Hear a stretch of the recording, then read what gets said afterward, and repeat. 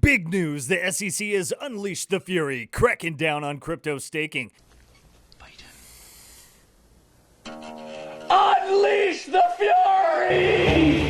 Speaking of Kraken, they just ended their staking program and paid $30 million in fines. The unregistered security bloodbath, it appears, has begun. Is Coinbase next? Ethereum is a proof-of-stake protocol. Did Ethereum kill itself? They very well might have. Let's dive in and venture into uncharted territory. You are a psycho.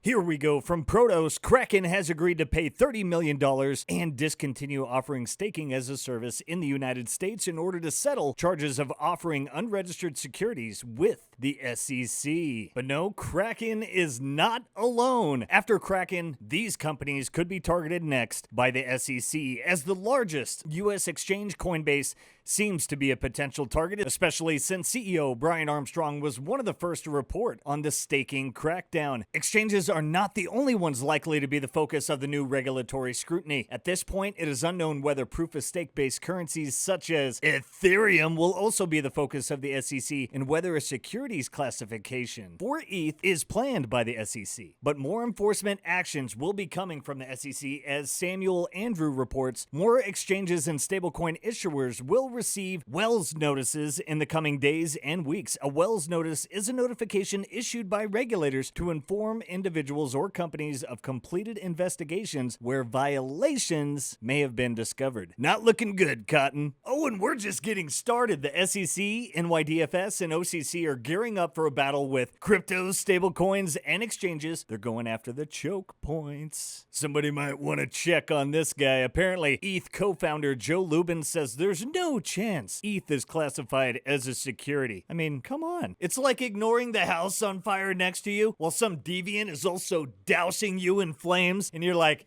nah, that won't happen to us. There's a lot of hubris. I'm gonna say shitcoin boy Lubin here should probably checkity check himself before he wrecks himself, and here's why. Now remember, Nico broke this down in Simply Bitcoin Live, but Operation Chokepoint 2.0 is underway and crypto is in its crosshairs. We know this article from Nick Carter, referring to targeting of certain groups, in this case, exchanges that allow staking, much like the IRS and agencies targeted certain groups politically under the Obama-Biden administration through their Operation Chokepoint in the past. Now, we discussed on Simply Bitcoin Live yesterday how the choke points for Gary and the SEC and how they're going to use it to get the most bang for their buck, and they're going to do that by hitting the exchanges and taking the low-hanging fruit where it is. While it would be a headache to go one by one and hit each shitcoin and protocol, it's very easy to apply the Howey test to quote-unquote crypto staking and yield farming. I know, but my yield! Well, your yield, held by centralized institutions, is what leads to Mt. Gox and FTXs. All centralized protocols will be labeled unregistered securities and have to lie in the bed they made, while truly decentralized, impervious, unstoppable protocols, aka Bitcoin, will keep on ticking. Now let's see how Ethereum killed itself and is a security built on a protocol that the SEC has blatantly warned and labeled as a security, not to mention a 70% pre-mine. Let's dive in. Now you might remember this one. First, let's get started with SEC Chair Gary Gensler raises concerns over Ethereum's staking model. So Gensler took issue with the feature of Ethereum's new blockchain, which was dubbed the merge. He said that the process known as a proof of stake, in which coin holders can earn financial rewards by allowing a network to use some of their assets, could fall under securities rules. Gary said crypto firms are seeking to avoid the security label because it carries investor protection requirements that many say are incompatible with the asset class. Quote, there is a full disclosure obligation on these projects, Gensler told reporters. And here we go. Just a couple days ago, Coinbase CEO warns the SEC may consider Ethereum a security. So here it is. Coinbase CEO Brian Armstrong told his 1.1 million followers that they're hearing rumors that the U.S. financial regulator and SEC may consider Ethereum a security. After Ethereum's recent conversion from proof of work to proof of stake, the SEC is likely to consider the digital asset a security. Armstrong warned his Twitter followers that rumors imply that the U.S. SEC might ban quote-unquote crypto protocols that support the staking of ETH's token. Not looking good for shitcoiners. Uh-oh. SEC, open up. It's Gary. No, I am a meat popsicle. Definitely not a normal human. SEC, open up. Sir, can you put your hands on the yellow circles, please? Yeah, screw you guys. Oh shit, wait, yeah! You haven't heard the last of me. Well, there you go, Gary bagging and tagging. Now let's get over to GigaChad himself, who said it's pretty obvious that ETH is a security. Michael Saylor said, and this is back July of 2022, quote, I think it's pretty obvious it's a security. It was issued via an ICO, initial coin offering. There's a management team. There was a pre-mine. There's a hard fork. There are never-ending continual hard forks. There's a difficulty bomb that keeps getting pushed back. Saylor said that the difficulty bomb, which is designed to increase how hard it is to mine ETH, disincentivizes miners and wiped out Ethereum's mining industry. He also said that Ethereum's feature to delay the difficulty bomb every 6 months makes ETH a security, not a commodity. Quote, for it to be a commodity, there can't be an issuer, and the truth is you can't really make decisions. One of the fundamental insights in the crypto industry is the fact that if you can change it, that's what makes it a security. If you look at most of these cryptos where they have hard fork after hard fork after hard fork, the problem with the hard fork is changing the protocol means that some development team is making a decision, and if you can change the protocol in a material way, you can change the monetary protocol. A hard fork can change the issuance pattern, or it can change the value of something. So that makes it an investment contract under securities law. And where's DJ Khaled? Another one. Ethereum is a security, and it passed the Howey test. You don't want to do that. Ethereum is a security. It is run by the Ethereum Foundation, and its proof-of-stake consensus protocol will give the Ethereum Foundation unimpeachable control over Ethereum. Gary Gensler stated in a 2018 MIT course on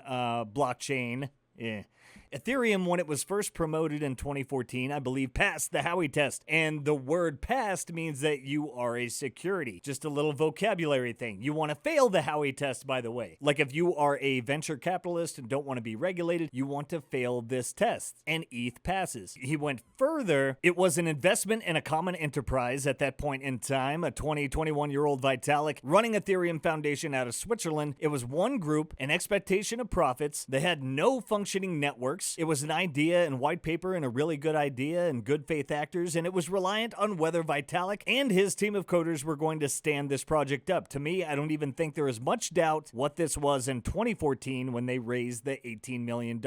Wait, you might ask, is Ethereum a platform for launching unregistered securities? Yeah, it's probably worth looking into this because Ethereum is the mother asshole from which the shitcoin spring. Would you classify Ethereum as a shitcoin? For sure. It's the mother asshole from which the shitcoins spring.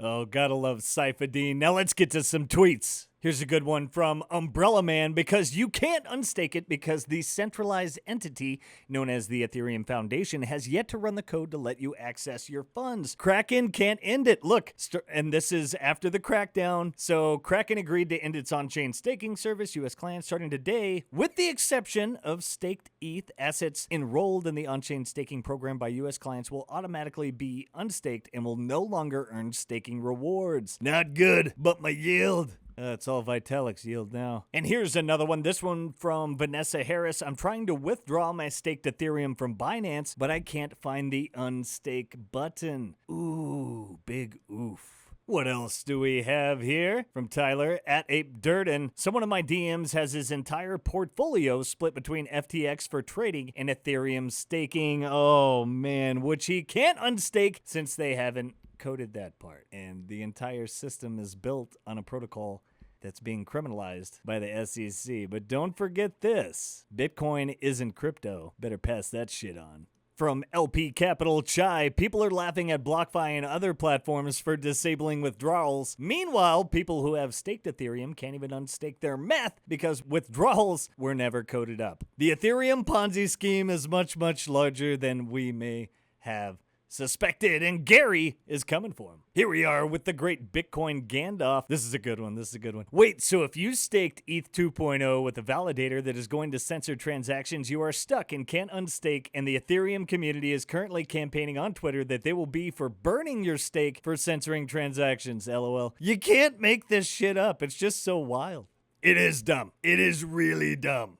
While the mother asshole from which the shitcoin spring might have nuked itself and can only survive via full state capture at this point, Bitcoin continues to do its thing uninhibited by the bullshit because Bitcoin is just built different. If you want to see further how Ethereum is a centralized protocol censoring transactions for the Office of Foreign Asset Control, be sure to check this video out too. This is why we Bitcoin. Don't shitcoin. It's bad for you. Catch you all next time.